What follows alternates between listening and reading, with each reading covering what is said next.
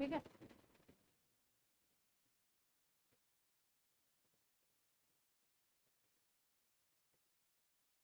इसका सरनेम छोटा कर दिया, मुझे दिख ही नहीं रहा है। स्टार्ट रिकॉर्डिंग पे है ना बेटा, देखो ये दिखा रहा है यहाँ पे टाइम, इतना छोटा मुझे दिखता नहीं है।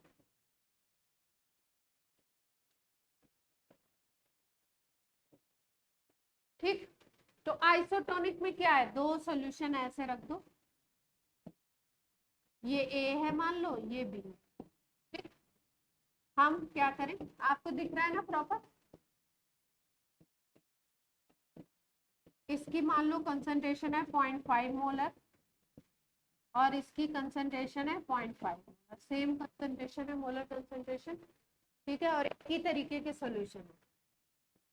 मान लो ये NaCl का सॉल्यूशन है, ये KCl का सॉल्यूशन है। ठीक, कंसंट्रेशन भी सेम है, टाइप भी सेम है, ये भी 2 आयन प्रोड्यूस करेगा, ये भी 2 आयन प्रोड्यूस करेगा। ठीक है, आई अगर हम लोग लगाएं तो आई भी इसका सेम होगा। तो अगर हम ऑस्मोटिक प्रेशर निकालेंगे, CRT होता है, तो CRT सेम आएगा दोनों का। तो ऐसे जो सॉल्यूशन होंगे उनको क्या बोलेंगे, आइसोटोनिक। ठीक है, इनको जब कनेक्ट करोगे तो वाटर किसी भी तरफ से किसी तरफ नहीं जाएगा, क्यों, क्योंकि दोनों तरफ का ओपी क्या है, सेम। दोनों तरफ की मोलर कंसंट्रेशन क्या है, सेम। वाटर का फ्लो नहीं होगा, किसी तरफ से भी किसी तरफ नहीं होगा। ठीक है, दूसरा देखो, दो को हम कनेक्ट कर रहे हैं, दो सॉल्यूशन को, एक ये ए है, दूसरा आपका बी। ठीक, इस एक ही तरीके है, इसकी कंसंट्रेशन कर देते हैं 0.5। कंसंट्रेशन ज्यादा होने का मतलब क्या है, सोल्यूट ज्यादा है तो थिक हो जाएगा सोल्यूशन। ठीक है, आपको क्या बताया था, वाटर किस तरफ से किस तरफ मूव करता है, वाटर या सॉल्वेंट, थिन सॉल्यूशन से थिक सॉल्यूशन की तरफ। थिन का मतलब जिसकी कंसंट्रेशन लो होगी, लो कंसंट्रेशन से हाई कंसंट्रेशन की तरफ मूव करता है। तो इन दोनों सॉल्यूशन को अगर देखो तो यहाँ पे कंसंट्रेशन 0.1 है, यहाँ पे कंसंट्रेशन कितनी है, 0.5 है। ये 0.1 मोलर है, ये 0.5 मोलर है। तो कम से ज्यादा की तरफ, कंसंट्रेशन की तरफ पानी क्या होगा, करेगा। यहाँ पे वाटर का फ्लो किधर से किधर होगा, A टू।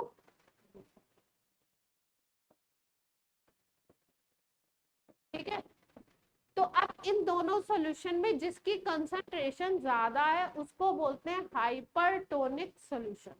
क्या बोलते हैं उसको, जिसकी कंसंट्रेशन ज्यादा है, कंसंट्रेशन मोर, उसको हम बोलते हैं हाइपरटोनिक, हाइपरटोनिक सॉल्यूशन। ठीक है, यहाँ पे मैंने हाइपोटोनिक लिख दिया है। ओके, चलो चेंज कर लेते। तो जिसकी ज्यादा कंसंट्रेशन है वो क्या कहलाएगा, हाइपरटोनिक कहलाएगा। ठीक है, अच्छा, अब ये जो टर्म्स है ना, ये क्या है आपके, ये टर्म्स आपके रिस्पेक्टिव है। ऐसा नहीं कि कोई एक सॉल्यूशन आपको दे दिया और पूछ रहे हैं हाइपरटोनिक हाइपोटोनिक तो उसमें आप बताने लगे। ठीक है, जैसे मैं बोलूं कि मेरी हाइट 5'3" है, ये एक अलग सेंटेंस है, और मैं बोलूं कि मेरी हाइट विदुषी से कम है या विदुषी से ज्यादा है। तो ये जो टर्म्स आते हैं आइसोटोनिक, हाइपरटोनिक, हाइपोटोनिक, ये दो के लिए ही आएंगे। ठीक है, ऐसा नहीं कि एक सोल्यूशन दे दिया, बोल रहे हैं हाइपोटोनिक हाइपरटोनिक बताओ तो हम उसमें बताना स्टार्ट कर दें, नहीं, ये कंपैरेटिव टर्म है। ठीक, तो हाइपरटोनिक क्या होगा, जिसका कॉन्सेंट्रेशन ज्यादा है उसको हम बोलते हैं hypertonic solution in comparison to second. यहाँ पे हम क्या बोलेंगे, हम बोलेंगे B is hypertonic in comparison to A. ठीक है, अब हाइपोटोनिक क्या होगा, जस्ट रिवर्स हो जाएगा, जिसका कॉन्सेंट्रेशन कम है वो क्या होगा, फिर से मैंने यहाँ पे हाइपर क्यों लिख दिया, हाइपर से क्या ज्यादा है, एक टर्म को बार बार क्यों, हाइपो जिसकी कॉन्सेंट्रेशन कम होगी उसको क्या बोलेंगे, हाइपोटोनिक। तो इन दोनों में अगर कंपेयर करो तो ए की कम है ना, तो क्या लिखेंगे, A is hypotonic in comparison to B. यहाँ पे बोलेंगे A and B are isotonic with each, ठीक है, कॉन्सेंट्रेशन सेम है तो वाटर फ्लो होगा ही। इसमें क्या हो रहा था, इसमें जिधर कॉन्सेंट्रेशन कम थी उधर से ज्यादा की तरफ, यहाँ पे भी अगर ये एग्जांपल बना दो तो जिधर कम होगा उधर से ज्यादा की तरफ ही होगा, फ्लो तो वही होता है, नाम अलग अलग देते हैं। क्लियर है बात। अब देखो एक और टर्म है रिवर्स ऑस्मोसिस, ठीक, तो रिवर्स क्या होगा, रिवर्स में मतलब फ्लो रिवर्स होगा, ध्यान से समझते हैं। ऑस्मोसिस में हम क्या बोल रहे थे, ऑस्मोसिस में हमने बोला था कि दो सॉल्यूशन ले लो और उनके बीच में क्या लगा दो, सेमी परमिएबल मेम्ब्रेन लगा दो, यहाँ पे हमने एसपीएम लगा दी, ठीक, एक सॉल्यूशन ए है दूसरा सॉल्यूशन बी है, ठीक, इसकी कंसंट्रेशन कुछ मान लेते हैं, इसकी कंसंट्रेशन मान लेते हैं 0.1 m, इसकी मान लेते हैं 0.3 m। आपको पता है जब बीच में एसपीएम लगी हुई है तो फ्लो वाटर का कहां से कहां होगा, लोअर कंसंट्रेशन से हाई की तरफ वाटर जाएगा, ठीक है, वाटर फ्लो इधर हो रहा है, H2O इधर से इधर जा रहा है,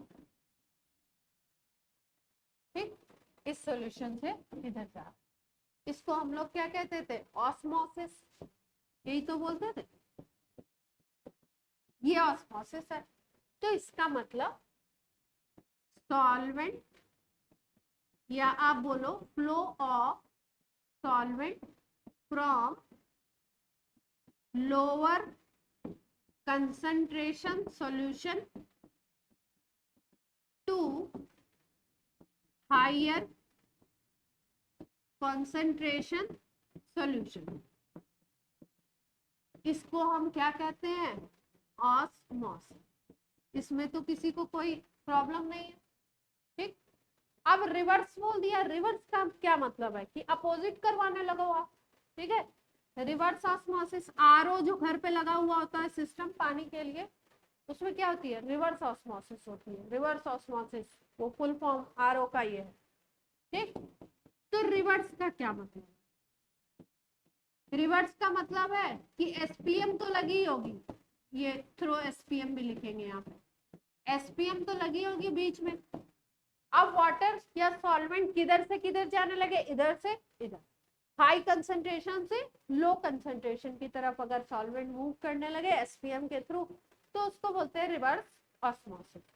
होगी कैसे, देख, ठीक, क्या करें, इधर ये जो ए सॉल्यूशन है जिधर से वाटर इधर जा रहा था, अब हमें करानी है रिवर्स, तो करें क्या, रिवर्स कराने के लिए सेम सिस्टम में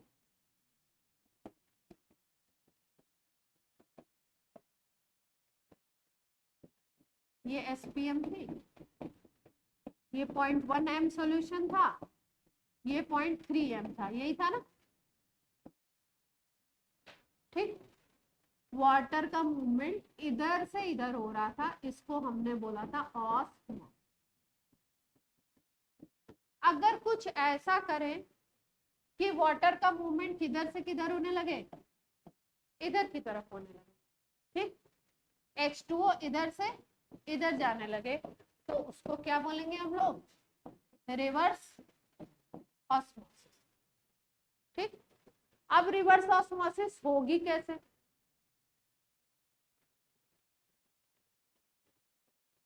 क्या लगा सकते हैं यहाँ पे, कुछ सोचो। ऑस्मोटिक प्रेशर को कैसे डिफाइन कर रहे थे हम?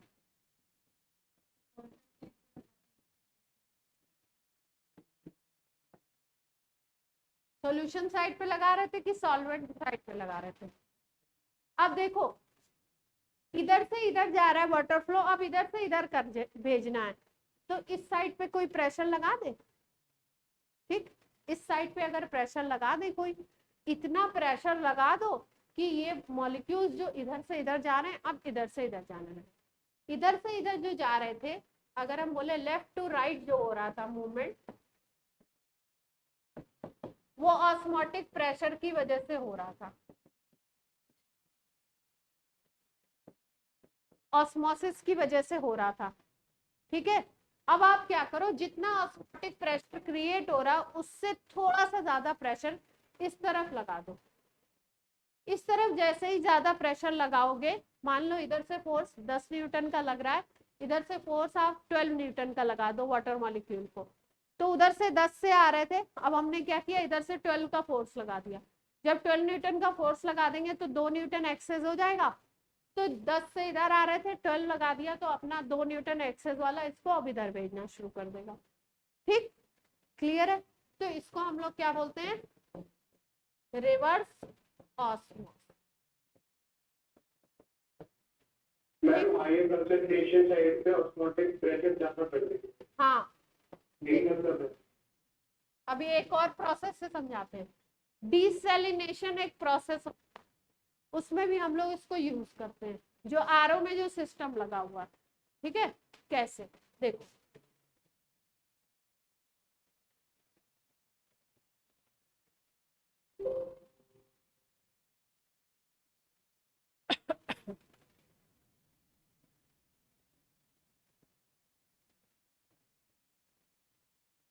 आरओ के सिस्टम को समझ लेते हैं।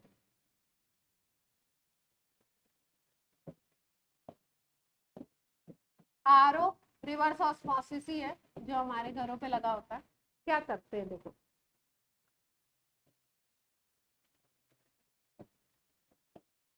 ये हमारे जो भी वाटर की आपके ऊपर टंकी लगी हुई है, वहां से वाटर टैंक से पानी इसमें आया। ये कैसा वाटर है, इम्प्योर वाटर है। ठीक है, इम्प्योर वाटर का क्या मतलब है कि इसमें प्योर वाटर भी होगा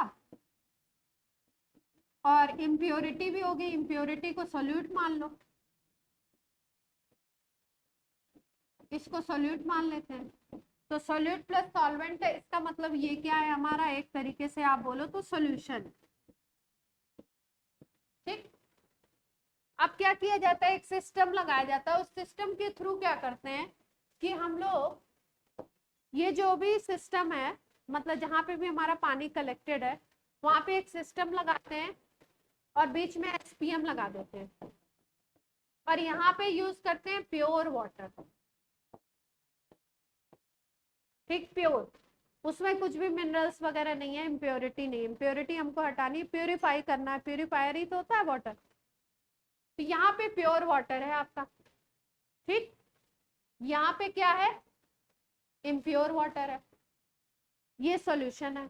अब क्या करें, आइडियली अगर ऑस्मोसिस होगी तो क्या होगा, ऑस्मोसिस होगी तो क्या होगा, वाटर किधर से किधर जाएगा, यहाँ पे प्योर, यहाँ पे वाटर ज्यादा है, जहां पे अगर आपको कंसंट्रेशन से याद रहता है तो वैसे याद रखो, या ऐसे याद रखो कि जो थिन सॉल्यूशन है वहां से थिक की तरफ जाएगा, जहां पे वाटर कंटेंट ज्यादा है वहां से कम की तरफ जाएगा। यहाँ प्योर वाटर है तो वाटर ही वाटर है, यहाँ पे इम्प्योरिटी भी है तो पानी कहाँ से कहाँ जाएगा, इधर की तरफ जाएगा। ठीक, ऐसे जाएगा। तो अब हम बोलेंगे कि भाई ये हमारा इम्प्योर वाटर है, अब उसमें और प्योर वाटर आप डालने लगे, तब तो हमारी बात नहीं बनेगी। हमको क्या करना है, हमको इम्प्योर से प्योर बनाना है। तो क्या किया जाता है फिर, ये जो सॉल्यूशन वाली साइड है, इसको हम सॉल्यूशन साइड बोल सकते हैं, इस साइड पे प्रेशर लगाया जाता है, ठीक है, यहाँ पे हाई प्रेशर अप्लाई कर दिया जाता है और वो प्रेशर कितना लगाते हैं कि ये जो वाटर के प्योर वाटर के मॉलिक्यूल जो इधर से इधर आ रहे हैं ना, अब पहले तो प्रेशर को लगाते हैं, चेक करते हैं कि हमें 1 atm चाहिए, 2 atm चाहिए, 3 atm, कुछ मॉलिक्यूल जाना बंद हुए इधर से इधर, फिर और कम हुए और कम हुए और कम हुए, एक टाइम ऐसा आएगा कि प्योर वाटर के मॉलिक्यूल इधर से इधर आना बिल्कुल बंद हो जाएंगे, फिर और प्रेशर बढ़ाएंगे, जब और प्रेशर बढ़ाएंगे तो यहाँ पे जो प्योर वाटर के मॉलिक्यूल है इम्प्योरिटी के साथ साथ, तो इम्प्योरिटी तो यहीं पे रह जाएगी, प्योर वाटर के मॉलिक्यूल अब क्या करेंगे, इधर से इधर जाना शुरू कर देंगे और इसको हम बोलेंगे रिवर्स ऑस्मोसिस, आरओ जो सिस्टम लगाते हैं। अब क्या होगा, यहाँ से प्योर वाटर इधर चलता पहुंचता जाएगा, यहाँ पे इम्प्योरिटी बचेगी, ठीक है, प्योर वाटर यहाँ पे कलेक्ट होता जा रहा है, मान लो हमने यहाँ पे पहले 4 लीटर लगाया, 1 लीटर लगाया, अब धीरे धीरे प्योर और बढ़ेगा, ठीक है, इधर से प्रेशर क्रिएटेड है, प्योर बढ़ता जाएगा, फिर यहाँ से प्योर वाटर को निकालते जाएंगे, यहाँ पे अब इम्प्योर वाटर है आपका, तो इम्प्योर वाटर ऐसा तो है नहीं कि आपने यहाँ से 1 लीटर 2 लीटर जितना भी था धीरे धीरे वाटर चलता गया, तो क्या करते हैं इधर से इम्प्योर वाटर आता रहता है, बार बार प्योर वाला इधर जाता रहता है, यहाँ से हम पानी को प्योर वाटर को निकालते रहते हैं, कम करते रहते हैं, और यहाँ से क्या करते हैं इम्प्योर वाटर को डालते हैं, ये सिस्टम होता है, इसको बोलते हैं डीसैलिनेशन। सलाइन का मतलब सॉल्ट से मतलब होता है जो इम्प्योरिटी होती है उसको धीरे धीरे हटाते हैं, तो कौन सा प्रोसेस लगा इसमें, रिवर्स ऑस्मोसिस, ठीक है, अगर सिंपल ऑस्मोसिस होती तो प्योर वाला पानी इम्प्योर वाले में जाने लगता, हमको तो इसको प्यूरिफाई करना है, अब इसमें प्योर वाटर और फिल होता जाएगा, हमने क्या किया इधर प्रेशर लगा दिया एसपीएम के थ्रू, अब इधर से प्योर वाटर के मॉलिक्यूल जहां प्योर कलेक्टेड है उसमें और जाके इंक्रीज करने लगे, यहाँ से प्योर हम निकालते जाते हैं यूज के लिए और यहाँ से इम्प्योर आता जाता है, ये पूरा सिस्टम ऐसे लगा। नहीं, इसमें और भी टेक्नोलॉजी होती है, लेकिन बेसिक जो सिस्टम है वो यही है, जहां पे भी आरओ लिखा है, ठीक है, वहां यही प्रोसेस यूज किया जा रहा है, ठीक। अब इसमें जैसे ऑस्मोसिस करने के लिए भी इलेक्ट्रिसिटी भी यूज करते हैं, ठीक है, ऐसा नहीं कि इस तरीके से अगर करेंगे तो घंटों तक पहले आराम से बैठ के प्योर वाटर करेंगे फिर पिएंगे, है ना, तो उसमें इलेक्ट्रिसिटी वगैरह भी यूज की जाती है। किसी जैसे कोई प्रोसेस होता है, पहले क्या करते थे हम लोग को, रोटी खानी है तो क्या करते थे पहले पुराने जमाने में, बहुत पुराने जमाने में दादी नानी या उससे भी पहले क्या होता था, वो गांव में चक्की होती थी उसमें, हाँ गेहूं को, हाँ अभी भी होती है, लोग क्या, अभी क्या होता है, अभी पॉपुलेशन इतनी बढ़ गई है, टेक्नोलॉजी इतनी बढ़ गई है कि अच्छी अच्छी मशीन्स आ गई हैं, अगर अभी भी हम वही पीस के करेंगे तो क्या करेंगे,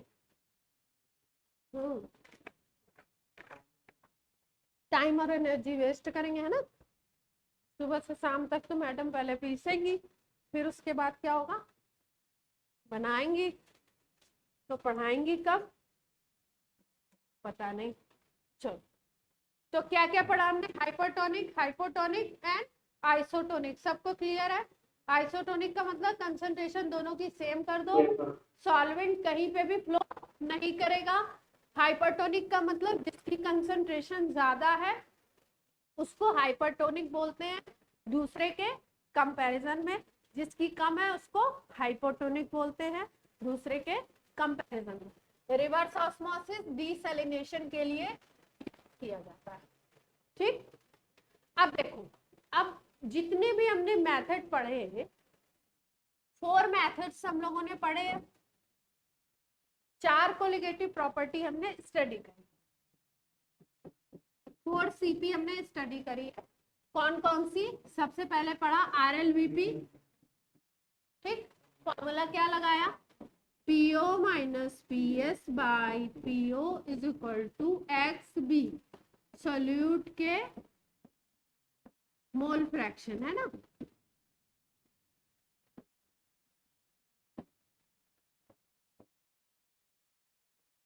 दूसरा कौन सा पढ़ा था?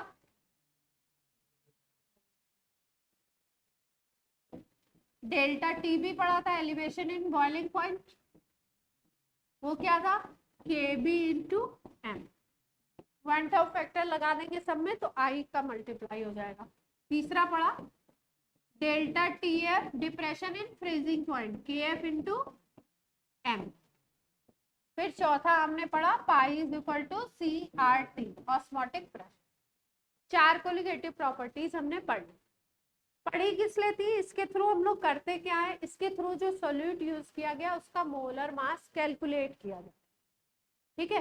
तो बोलते हैं कि ये वाला जो मेथड है ना, फोर्थ जो मेथड है, वो सबसे ज्यादा प्रेफरेबल मॉलिक्यूलर वेट की कैलकुलेशन में। ऐसा क्यों?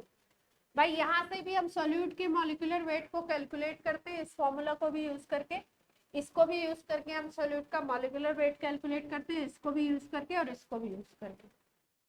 तो सबसे ज्यादा प्रेफरेबल, सबसे ज्यादा बेनिफिशियल हमारे लिए ये क्यों है, इसकी बात करी जा रही है, ठीक है।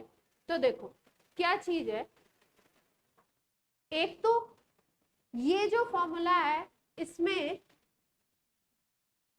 नंबर्स बड़े होते हैं, ये जो कंसंट्रेशन ली जाती है और इसका जो मल्टीप्लिकेशन होता है ये बड़ा नंबर होता है। बड़ा नंबर होने की वजह से और कंसंट्रेशन हम लोग मेजर करके बना सकते हैं सोल्यूशन की, ठीक है। जैसे हमको 0.1 मोलर सोल्यूशन अगर किसी का बनाना है तो हम लोग बना सकते हैं इजीली, तो उसमें एक्यूरेसी ज्यादा आती है।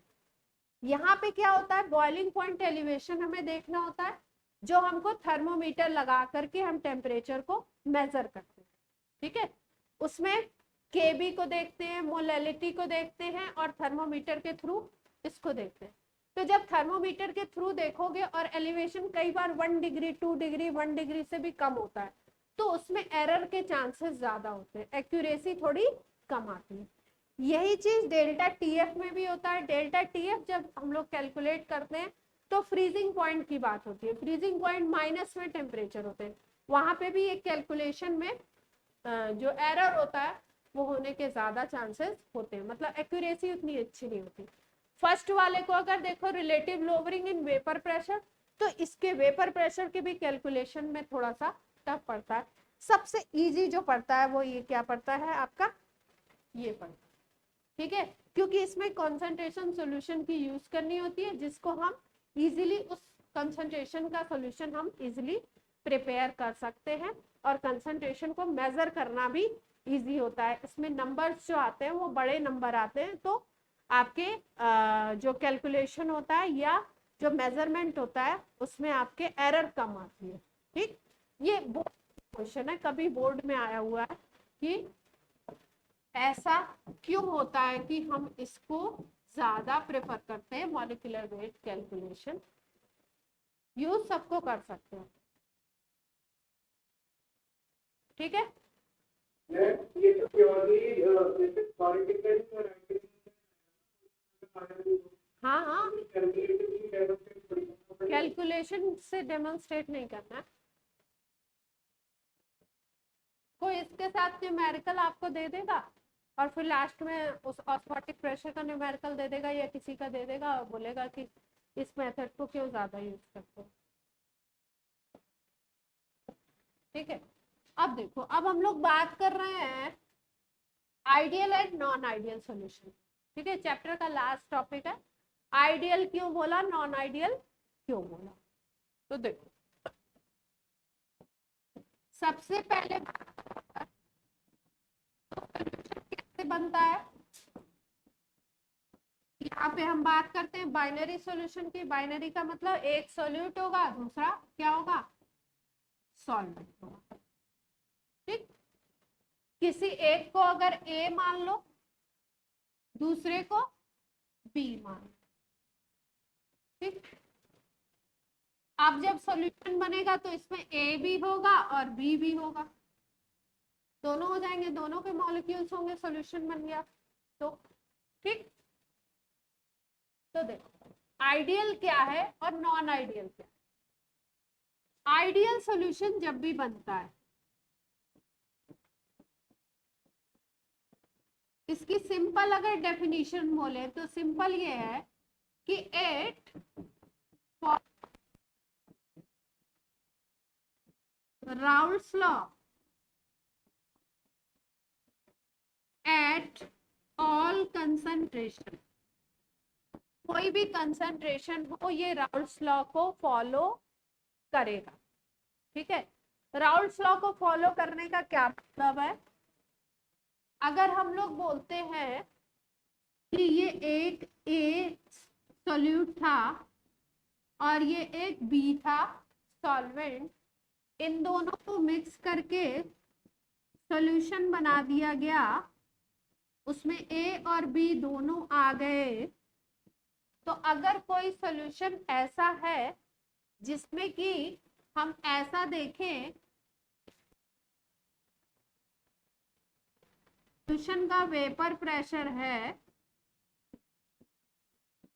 वो इक्वल आता है total vapour pressure created by A and total vapour pressure created by B, इसके इक्वल अगर आता है तो इसको हम बोलते हैं आइडियल सॉल्यूशन। ठीक है, इसको हम लोग थोड़ा सा डायग्राम से समझते हैं। देख, ये मान लो एक कंटेनर ए है, ठीक, ये इसमें केवल एक ही मॉलिक्यूल होंगे, तो अगर एक ही मॉलिक्यूल होंगे तो ए ही वेपर बनाएगा इसमें। अगर वेपर प्रेशर देखोगे इस सॉल्यूशन, इसका अगर वेपर प्रेशर देखोगे प्योर सॉल्वेंट का, तो इसका वेपर प्रेशर आप ये बोल सकते हो PA0 बोल सकते हो। किसी के भी प्योर का वेपर प्रेशर हम लोग क्या बोलते हैं, नॉट लगाते हैं, बोलते हैं इसमें केवल ए ही है, तो इसका वेपर प्रेशर कितना होगा PA0। ठीक, दूसरा सॉल्यूशन हमारे पास है जिसमें क्या है, केवल आपके पास बी है, ओनली बी, तो ओनली बी है तो उसको प्योर बी लिखते हैं। यहाँ पे जो वेपर बनेंगी वो किसकी वजह से बनेंगी,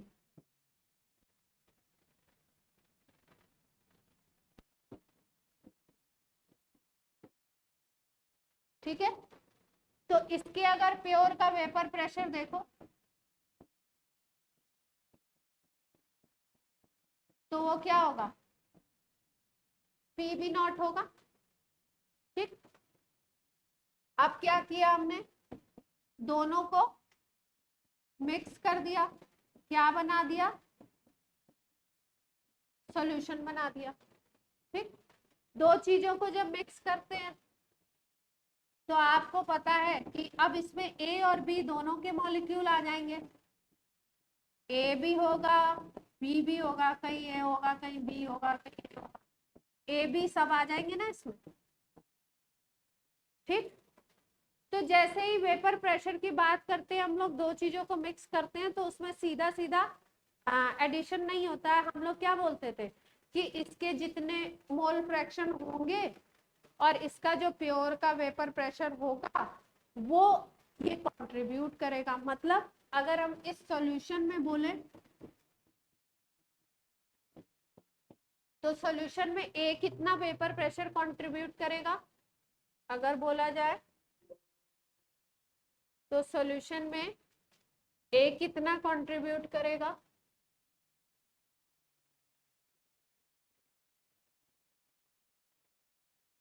अगर हम बात करें कि आपका इस सॉल्यूशन में ए कितना प्रेशर कंट्रीब्यूट करेगा या वेपर प्रेशर, तो ए कंट्रीब्यूट कितना करेगा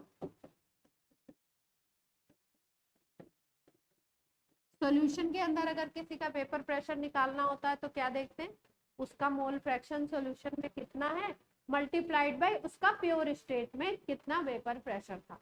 तो एक ही बात हो रही है, तो इसका मतलब इसके लिए पीए अगर प्रेशर ये कंट्रीब्यूट कर रहा है तो ये होगा पीए नॉट मल्टीप्लाइड बाई एक्स ए। ये क्या है इसका मोल फ्रैक्शन। उस सॉल्यूशन में मोल फ्रैक्शन कितना है ऐसे निकालते थे हम लोग। अब यही चीज अगर बी के लिए देख लो कि बी कितना कंट्रीब्यूट करेगा वेपर प्रेशर, तो ये क्या हो जाएगा, इसको पीबी से डिनोट कर दो, तो ये आ जाएगा पीबी नॉट, यानी प्योर स्टेट में जब ये सॉल्यूशन में नहीं था अकेले था तो प्योर स्टेट में, और मल्टीप्लाइड बाय क्या हो जाएगा एक्स बी। उसका मोल फ्रैक्शन कितना है, उसमें सॉल्यूशन में कितना मोल फ्रैक्शन है और प्योर स्टेट में उसका वेपर प्रेशर क्या है, उससे मल्टीप्लाई करके हम निकालते हैं। तो ए कंट्रीब्यूट इतना कर रहा है, बी कंट्रीब्यूट इतना कर रहा है, तो टोटल कितना होना चाहिए, पी टोटल या total vapour pressure of solution क्या आना चाहिए, दोनों का एडक्ट आना चाहिए ना, पीए प्लस पीबी आना चाहिए। ये हो जाएगा PA naught into X A और ये आ जाएगा PB naught into X B. ये क्या आ गया पी टोटल। ठीक, ये पहले भी हमने ये कंडीशन पढ़ी थी, कहीं पे पढ़ी थी ना ये कंडीशन। तो ये जो पी टोटल हम लोग निकालते हैं, अगर ये वैल्यू इसके मल्टीप्लिकेशन और इसके एडक्ट के इक्वल आती है तो इस सॉल्यूशन को हम मतलब ये जो कंडीशन है ये आइडियल कंडीशन है। ठीक है, इन जनरली आइडियल सॉल्यूशन कम बनते हैं, लेकिन अगर आइडियल सॉल्यूशन है तो जितना कोई एक ए कंट्रीब्यूट करेगा वेपर प्रेशर में, जितना कोई बी कंट्रीब्यूट करेगा, दोनों को अगर ऐड कर दो तो सॉल्यूशन का टोटल वेपर प्रेशर उसके इक्वल आना चाहिए।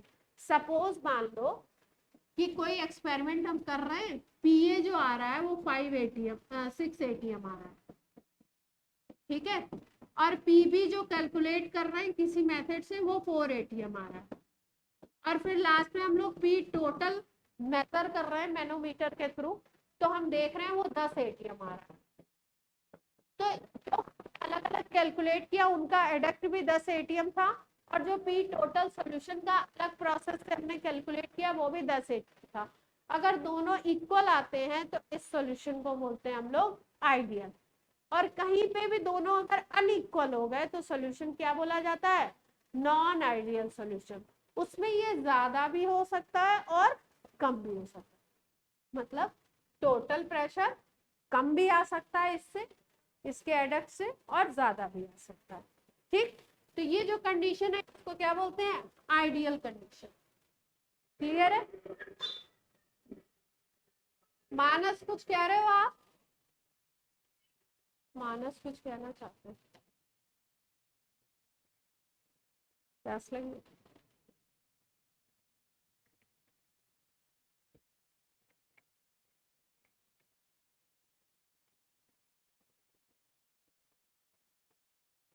अब देखो आइडियल सॉल्यूशन बनेगा, आइडियल सॉल्यूशन की अगर बात करो तो आइडियल सॉल्यूशन बनेगा कब, आइडियल सॉल्यूशन ज्यादातर तब बनते हैं जब सेम टाइप के इंटरेक्शन हो। कब बनेगा, जब सेम टाइप का इंटरेक्शन हो। सेम टाइप का इंटरेक्शन का मतलब है कि जो दो चीजों को मिला के आप बना रहे हो ना, तो फोर्स ऑफ अट्रैक्शन के बीच सेम टाइप का है, तब जाकर के आपका बनता है आइडियल सॉल्यूशन। जैसे मान लो ये ए था, ये बी था, ये मिक्स करके हमने सॉल्यूशन बना दिया, ए और बी मिल गए। तो अगर ए की बात करो तो इसमें ए और ए के बीच में कोई फोर्स ऑफ अट्रैक्शन होगा, जिसको हम बोलेंगे ए और ए के बीच का इंटरेक्शन, क्या बोलेंगे, इंटरेक्शन बिटवीन ए एंड ए।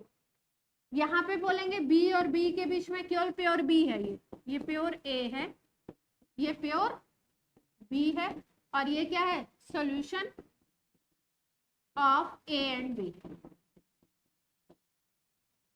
यहाँ पे किसके किसके बीच में होगा, बी और बी के बीच में इंटरेक्शन होगा। इंटरेक्शन का मतलब है फोर्स, किस तरीके का फोर्स लग रहा है।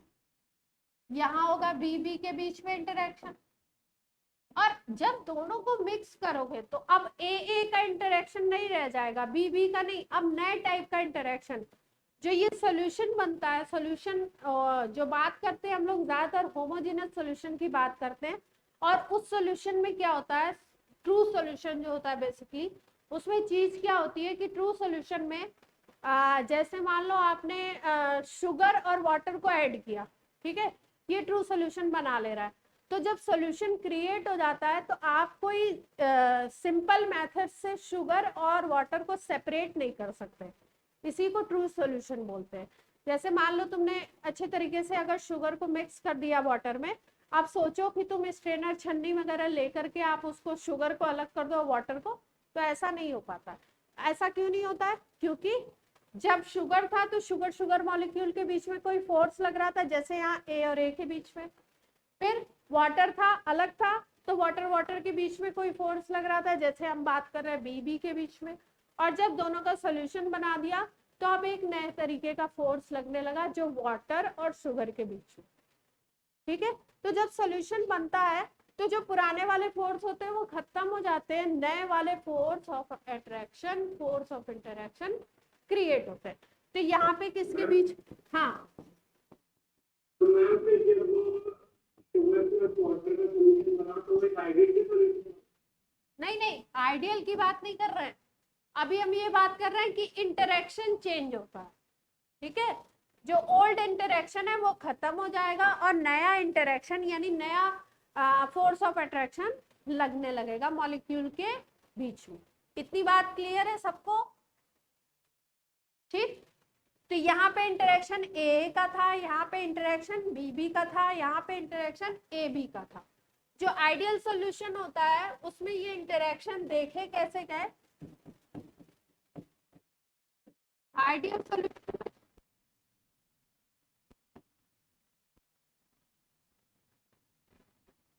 इंटरेक्शन इक्वल है बीबी के इंटर,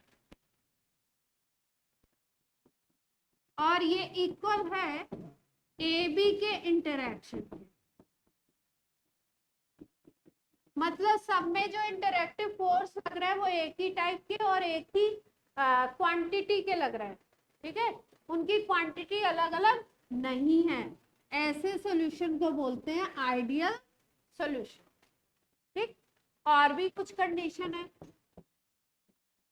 जैसे पहली कंडीशन थी राउल्स लॉ को फॉलो करते हैं, किसी भी कॉन्सेंट्रेशन बढ़ाओ घटाओ राउल्स लॉ को फॉलो करेगा। मतलब दोनों का अगर आप टोटल प्रेशर सॉल्यूशन का देखते हो तो एक कंपोनेंट जितना प्रेशर क्रिएट कर रहा है, दूसरा कंपोनेंट जितना प्रेशर क्रिएट कर रहा है, दोनों को अगर ऐड कर दो तो जितना प्रेशर आएगा वही आप टोटल प्रेशर मेजर भी करोगे मैनोमीटर से, ठीक। जो ऑब्जर्व करोगे एक्सपेरिमेंट से वो इन दोनों के एडक्ट के इक्वल आएगा। ये राउल्स लॉ को फॉलो करना है। दूसरी जो कंडीशन है वो ये है कि इनके जो अलग अलग इंटरेक्शन है वो सारे इंटरेक्शन आपस में क्या होंगे, इक्वल होंगे, ठीक है। अगर मोटी मोटी बात समझो तो एक ही टाइप का फोर्स लगे और उस फोर्स की इंटेंसिटी भी सेम हो। जैसे मान लो इसमें वंडरवाल फोर्स लग रहा है, सपोज अलग अलग फोर्स लगते हैं, जैसे मान लो यहाँ वंडरवाल फोर्स लग रहा है तो यहाँ भी वंडरवाल फोर्स लगे, यहाँ भी फोर्स लगे, उसकी इंटेंसिटी भी सेम, ठीक। तो ये आइडियल की कंडीशन। और क्या कंडीशन है देखो,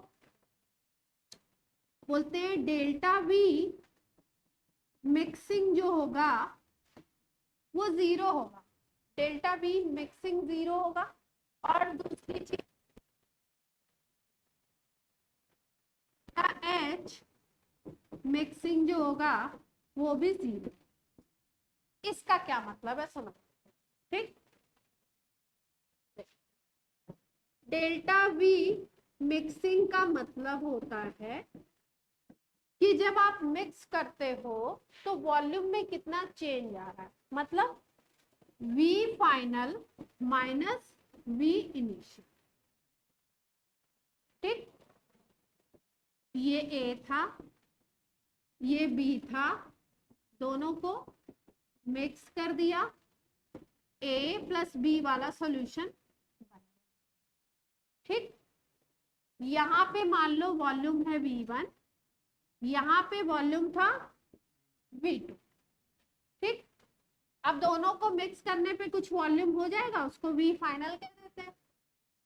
अगर V फाइनल इक्वल हो जाता है V1 प्लस V2 के, V फाइनल किसके इक्वल हो गया? V1 प्लस V2 के, तो हम लोग कह सकते हैं क्या, V फाइनल को VF ही लिखो, V इनिशियल को क्या लिख सकते हो, शुरू में वॉल्यूम क्या था, इसका V1 था, इसका V2 था, तो इसको V इनिशियल कह सकते हो, V1 प्लस V2 को। अब ये दोनों चीजें अगर इक्वल हैं आपस में तो ये 0 आएगा। मोटी मोटी बात ऐसे समझ लो, फॉर्मूला से मत समझो। ये 5 लीटर था सपोज, ये 2 लीटर था, दोनों को मिक्स किया तो देखा वॉल्यूम कितना, 7 लीटर। तो इसका मतलब मिक्सिंग के बाद वॉल्यूम में कोई भी चेंज नहीं आया, जो शुरू में टोटल था उतना ही वॉल्यूम ये आ रहा। तो डेल्टा वी क्या आएगा फिर, 0। भाई कोई भी चीज जैसे वेलोसिटी चेंज निकालते हैं तो initial velocity final velocity same होती है, तो डेल्टा वी 0 आता है ना। तो यहाँ पे भी वी फाइनल वी इनिशियल के अगर इक्वल है, जितना इनका टोटल है, अगर टोटल सॉल्यूशन बनाने पे भी उतना ही आता है, तो बोलते हैं डेल्टा वी क्या हो गया, 0। तो ऐसे सॉल्यूशन को क्या बोलेंगे, आइडियल सॉल्यूशन। ठीक, एक टर्म हमने और लिखा है, देखो, डेल्टा एच ऑफ मिक्सिंग। ठीक, डेल्टा एच क्या होता है, ध्यान से देखो। डेल्टा एच का मतलब है कि हम बात कर रहे हैं चेंज इन एंथैल्पी की। ठीक है, चेंज इन एंथैल्पी को हम लोग कैसे लिखेंगे, देखो, चेंज इन एंथैल्पी जानते हैं सब लोग क्या होती है? क्या होती है, जल्दी से बता दो।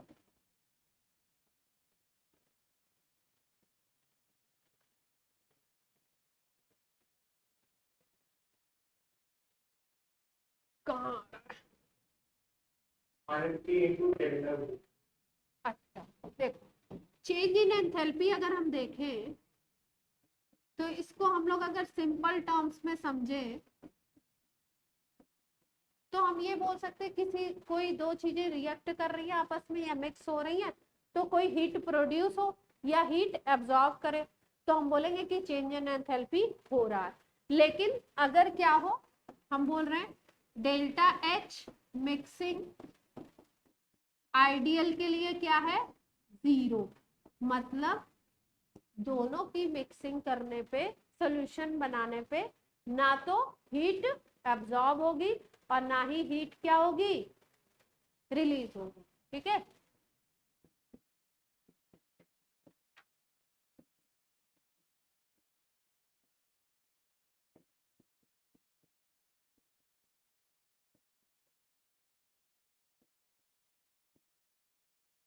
ठीक। अब आप बोल सकते हो कि दोनों चीजें मिक्स हो रही हैं, तो कैसा ऐसा होगा कि ना तो हीट एब्जॉर्ब हो और ना ही हीट आपकी रिलीज हो, ऐसा कैसे होगा? ठीक है, ये जो टर्म हमने लिखा ये थोड़ा सा एब्सर्ड हो गया, अब इसको समझते हैं कैसे। देखो, ये था ए, ये था अपना बी, ये मिलके बना लिए ए बी वाला सॉल्यूशन। ठीक, हम बोल रहे हैं कि यहाँ पे ए और ए के बीच में कोई बॉन्ड थे, यहाँ पे बी और बी के बीच में कोई बॉन्ड थे। बॉन्ड का मतलब फोर्स ऑफ अट्रैक्शन की बात कर रहे हैं। ठीक, यहाँ पे ए और बी के बीच में नए बॉन्ड क्रिएट हुए, तो अगर एक बॉन्ड ब्रेक हुआ, ए को बी के साथ जाना है, ठीक है, तो अभी तो ए के साथ है, तो ये ब्रेक करेगा अपने बॉन्ड को, तभी तो बी के साथ जाएगा। ऐसे ही फाइनल में ए और बी का इंटरेक्शन दिखा रहे हैं, इसका मतलब बी भी ब्रेक होगा। तो यहाँ पे बॉन्ड क्या हो रहा है, ब्रेक हो रहा है। ठीक, जब भी बॉन्ड को ब्रेक होना होता है तो हमको एनर्जी देनी पड़ती है, अप्लाई करते हैं हम, हीट एब्जॉर्ब होती है।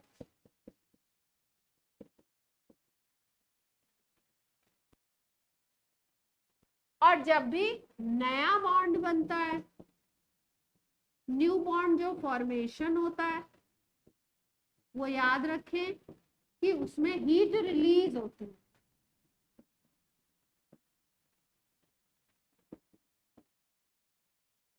ठीक, यहाँ पे आप हीट सप्लाई कर रहे हो और यहाँ पे क्या कर रहे हो, हीट को रिलीज कर रहे हो। अगर दोनों का अमाउंट सेम हो जाता है, दोनों का अमाउंट क्या हो जाता है, सेम हो जाता है, तो जब आप डेल्टा निकालोगे, डेल्टा एच मिक्सिंग निकालोगे, तो वो क्या आएगा, सी।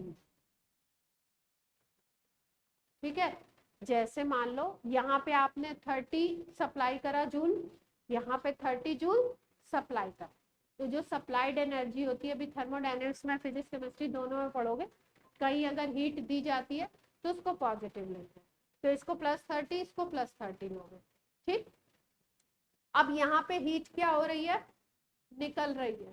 ठीक है, तो हीट निकल रही है, तो और मान लो वो 60 निकल रही है।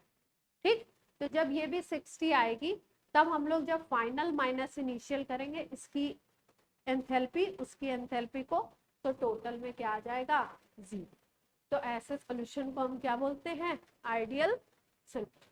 तो आइडियल की चारों कंडीशन याद रखनी है, पहला राउल्स लॉ को फॉलो करेगा, दूसरा आपको क्या याद रखना है कि डेल्टा वी मिक्सिंग 0 होगा, तीसरा डेल्टा एच मिक्सिंग क्या होगा, 0 होगा।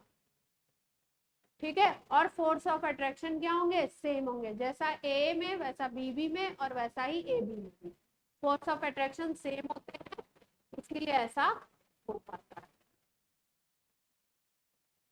यहाँ तक की बात क्लियर है।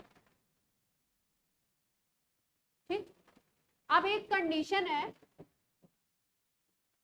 जो आपकी आइडियल और नॉन आइडियल दोनों के लिए सेम होगी, दोनों के लिए याद रखना, आइडियल सॉल्यूशन ले लो या नॉन आइडियल ले लो, ये कंडीशन दोनों के लिए अप्लाई होती है। क्या क्या, डेल्टा एस जो होगा, डेल्टा एस किसको बोलते हैं हम लोग, एंट्रोपी चेंज। ठीक है, ये जो एंट्रोपी चेंज होगा ये पॉजिटिव होगा, या आप कह सकते हो delta S is greater than 0। ठीक, अगर गेट खोल दो, गर्मी लग रही, एक तो बैठी भी ऐसी जगह, इधर बीच में बैठा करो, बीच में बैठा करो, बीच में थोड़ी हवा लगेगी ना बेटा, तो विदुषी के बगल में बैठा करो। ठीक, डेल्टा एस क्या होगा, ग्रेटर देन 0 होगा, चाहे सॉल्यूशन आइडियल हो चाहे नॉन आइडियल हो, जब दो चीजों को मिलाते हैं तो नंबर ऑफ मॉलिक्यूल्स क्या हो जाते हैं, इंक्रीज हो जाते हैं। ठीक है, तो जो इंटरेक्शन होता है वो बढ़ता है, और एंट्रोपी जो होती है, एंट्रोपी हम लोग कैसे देखते हैं, एंट्रोपी देखते हैं रैंडमनेस, सिस्टम में रैंडमनेस अगर बढ़ेगी तो एंट्रोपी बढ़ेगी, और उस केस में डेल्टा एस क्या लिया जाएगा, पॉजिटिव लिया जाएगा। ए को मिलाया, मान लो 100 मॉलिक्यूल थे, बी को लिया उसमें 100 मॉलिक्यूल थे, ए और बी को मिला दिया, ऑब्वियस सी बात है 200 से ज्यादा मॉलिक्यूल होंगे, मॉलिक्यूल बढ़ गए तो एंट्रोपी बढ़ेगी, आइडियल सॉल्यूशन हो या नॉन आइडियल। एक और चीज हम लोग लेते हैं डेल्टा जी, इसको बोलते हैं गिब्स फ्री एनर्जी चेंज, इसको इन सब टर्म्स को हमने किस में पढ़ा हुआ है, 11th में। गिब्स फ्री एनर्जी चेंज जो हम देखते हैं वो आइडियल सॉल्यूशन हो या नॉन आइडियल हो, उसके लिए निगेटिव होगा, दोनों के लिए, आइडियल के लिए भी और नॉन आइडियल के लिए भी। इसका मतलब डेल्टा जी क्या होगा, आपका लेस देन जी, नेगेटिव लिखो या पॉजिटिव। ठीक, क्लियर है? अब ये इस ग्राफ को समझ लेते हैं। नॉन आइडियल आज हो नहीं पाया, तो आइडियल के ग्राफ को तो समझ ले हम लोग। देखो, इसमें एक ही ग्राफ में दोनों को दिखाया गया है, ए को भी दिखा रहे हैं, बी को भी दिखा रहे हैं।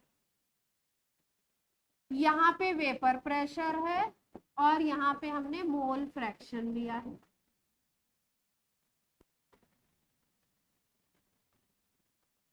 टू पॉइंट्स को ध्यान से देखिए। इस पॉइंट को अगर देखो तो लिख रहे हैं x इज इक्वल टू 1। आपको मैंने क्या बताया था कि अगर दो चीजें मिक्स कर रहे हो तो X A plus X B total क्या होगा 1। X A is equal to इन्होंने 1 लिख दिया, इसका मतलब एक्स बी डेफिनेटली 0 है, तभी तो एक्स ए 1 आ गया। ठीक, तो इस पॉइंट पे एक्स बी क्या होगा, ग्राफ को धीरे धीरे समझ रहे हैं। यहाँ पे देखो एक्स ए इक्वल टू 0 लिख दिया, यहाँ एक्स ए 1 था, अब एक्स ए को 0 कर दिया, एक्स ए को 0 कर दिया तो एक्स बी डेफिनेटली क्या होगा 1। ठीक है, किसी चीज का मोल फ्रैक्शन अगर 1 है, इसका मतलब उसमें दूसरी कोई चीज मिलाई ही नहीं गई है, वो प्योर है। तो यहाँ पे बोला X A is equal to 1, यानी कि ये जो पॉइंट शो कर रहा है वो शो कर रहा है कि आपका प्योर ए की बात कर रहा है।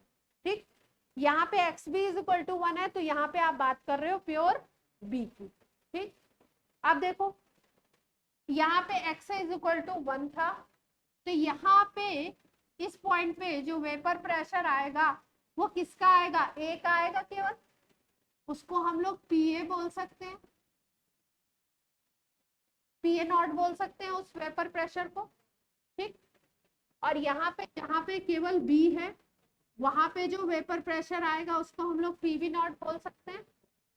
ठीक, अब आपको कैसे दिखाया गया, अब ये क्रिस क्रॉस कैसे बना, देखो यहाँ पे एक्स इज इक्वल टू 1 मतलब केवल ए है, तो जो भी वेपर प्रेशर कैलकुलेट किया वो पॉइंट ये मिला। तो यहाँ पे जो वेपर प्रेशर है वो पूरा ए का ही है, इसको पीए नॉट लिख दिया।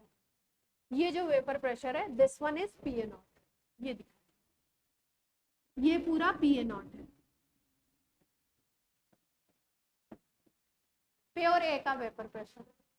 इस पॉइंट को देखो यहां से यहां तक, यहाँ पे केवल बी है, क्योंकि यहाँ पे केवल मोल फ्रैक्शन किसका दिखा रहे हैं, बी का दिखा रहा है, तो ये क्या हो गया पीबी। ठीक, अब क्या दिखा है, बीच में क्या कहानी कह रहे हैं, बीच में कहानी ये कह रहे हैं, यहाँ पे देखो इतना ऊपर दिखाया गया इस ग्राफ को, और यहाँ पे क्या दिखा दिया गया 0 पे भी। ठीक है, यहाँ पे 0 पे ये ग्राफ क्यों आ गया, क्योंकि यहाँ पे X A is equal to 0 आ गया, मतलब यहाँ पे ए है ही नहीं, ए के मॉलिक्यूल क्या है यहाँ पे 0। यहाँ पे अगर देखो तो X B is equal to 0 दिखा रहे हैं, इसका मतलब यहाँ पे बी नहीं है, तो बी का वेपर प्रेशर होगा क्या, यहाँ पे बी का वेपर प्रेशर हाईएस्ट है, यहाँ पे बी का वेपर प्रेशर 0। ठीक, यहाँ देखो x इज इक्वल टू 1 था, X B is equal to 0 था, धीरे धीरे एक्स बी बढ़ना स्टार्ट होगा, एक्स बी बढ़ रहा है तो ये वेपर प्रेशर बढ़ता जा रहा है, देख रहे हो ये बढ़ रहा है। ठीक, इस ग्राफ को अगर इधर से देखो, यहाँ पे x से 0 था, एक्स बी 1 था, फिर धीरे धीरे x से बढ़ता जा रहा है, x से बढ़ता जाएगा तो इसका वेपर प्रेशर भी बढ़ता जाएगा, और फाइनली जब x से बिल्कुल डोमिनेट कर जाएगा, मतलब उसमें भी है ही नहीं, तो ये इसका इतना। ठीक, तो अगर ये दोनों अलग अलग होते तो कैसा ग्राफ आता, अगर हम दोनों को मिक्स ना करते तो ग्राफ कैसा आता, यहाँ पे x इज इक्वल टू 1 है, पूरा का पूरा ऐसा ग्राफ आता, ये ए का ग्राफ है, ये वाला ग्राफ किसका है बी का। ठीक, तो ये जो ग्राफ शो कर रहा है ये शो कर रहा है पीए, ये जो ग्राफ शो कर रहा है ये शो कर रहा है पीबी को, और अभी हमने पीए और पीबी की वैल्यू सॉल्यूशन में कैसे निकाली थी, ये पीए नॉट और x से कंट्रीब्यूट करेगा, ये कितना कंट्रीब्यूट करेगा, P B naught X B. ये जो ऊपर वाली लाइन शो कर रही है, ये ऊपर वाली लाइन क्या शो कर रही है आपकी, ऊपर वाली लाइन आपको शो कर रही है टोटल प्रेशर को। जब जब केवल एक, तब ये वाला प्रेशर, और जब दोनों को मिक्स किया तो इसका इतना प्रेशर, इसका इतना प्रेशर, दोनों के प्रेशर मिल गए और ये हो गया पी टोटल। ये लाइन ऊपर वाली किसको शो कर रही है, पी टोटल को। इसमें कौन कौन आ गए, पी ए आ गए, पी बी आ गए, इसको ऐसे भी लिख सकते हैं।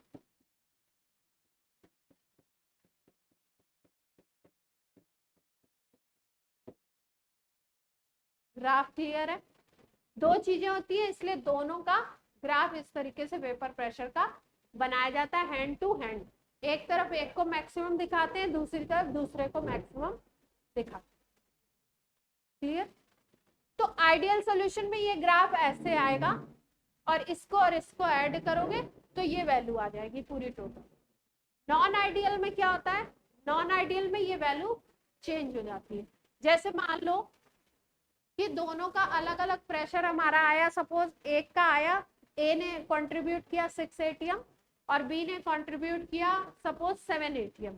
ठीक है, तो अगर नॉन आइडियल सॉल्यूशन है तो 6 + 7 कितना हो गया, 13 हो गया, है ना। तो या तो 13 से ज्यादा होगा या 13 से क्या आएगा, वेपर प्रेशर कम आएगा। जब एक्सपेरिमेंट से हम देखेंगे तो टोटल सॉल्यूशन का वेपर प्रेशर कम आएगा। क्लियर है। 1 मिनट और है, इसके एग्जांपल बता दें, फिर नेक्स्ट टर्न पे आपको नॉन आइडियल क्लियर।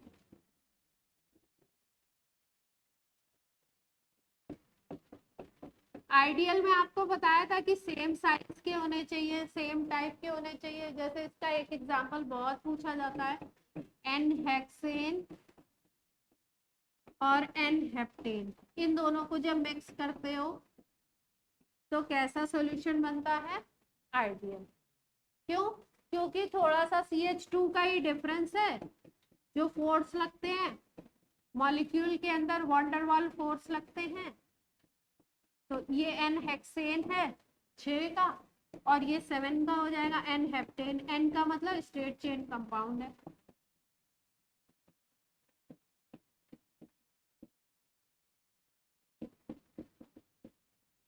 ठीक है, स्ट्रेट चेन वाला कंपाउंड है एन हेक्सेन एन हेप्टेन। एक तरीके के अगर कंपाउंड आपको दिखते हैं तो इसका मतलब क्या होता है उसमें, कि वो आपका आइडियल सॉल्यूशन बनाए। जैसे एक और एग्जांपल ले लो, बेंजीन ले लो, बेंजीन ये है, ठीक। और इसके साथ एक कंपाउंड आता है जिसको बोलते हैं हम लोग टोलुइन। यहाँ पे CH3, ये बेंजीन है और ये है टोलुइन। ये आइडियल बना, ठीक। C2H5Cl ले लो और C2H5Br ले लो, इन दोनों को मिक्स कर दो, एक ही तरीके के इंटरेक्शन होंगे लगभग। तो ये क्या हो जाएगा आपका आइडियल सॉल्यूशन। ठीक है, बोर्ड में क्या पूछते हैं, आइडियल के एग्जांपल पूछते हैं, आइडियल का डेफिनेशन पूछते हैं, और आपका जो IIT वगैरह में है उसमें क्या करते हैं, आइडियल की जितनी कंडीशन है उन पे वैरायटी ऑफ अलग अलग तरीके के क्वेश्चंस घुमा फिरा के बनाते हैं। तो जब हम लोग इसके PYQ करेंगे तो इसके क्वेश्चंस भी देखेंगे कि कैसा बना सकते हैं। ठीक है, और नेक्स्ट टर्न पे हम लोग क्या करेंगे, नॉन आइडियल। नॉन आइडियल रह गया अभी, ठीक। तो विदुषी की बैटरी खत्म हो चुकी है, विदुषी के चेहरे से लग रहा है